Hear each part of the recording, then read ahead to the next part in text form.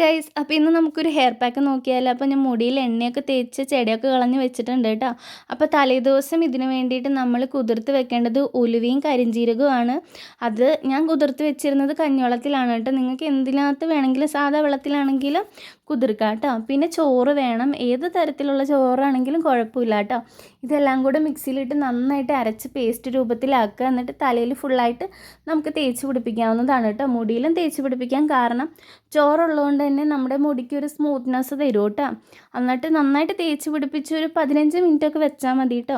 തലനീര് ഇറങ്ങും, അതുകൊണ്ട് തന്നെ സൂക്ഷിക്കണം. തണുപ്പ് കാലം കൂടിയാണ്, അപ്പോൾ എന്തായാലും സൂക്ഷിക്കണം കേട്ടോ.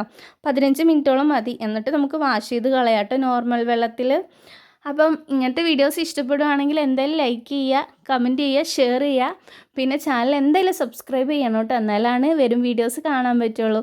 അപ്പോൾ അത്രയേ ഉള്ളൂ. ബായ്, ഞാൻ പോയി കുളിക്കട്ടെ. ടാറ്റാ.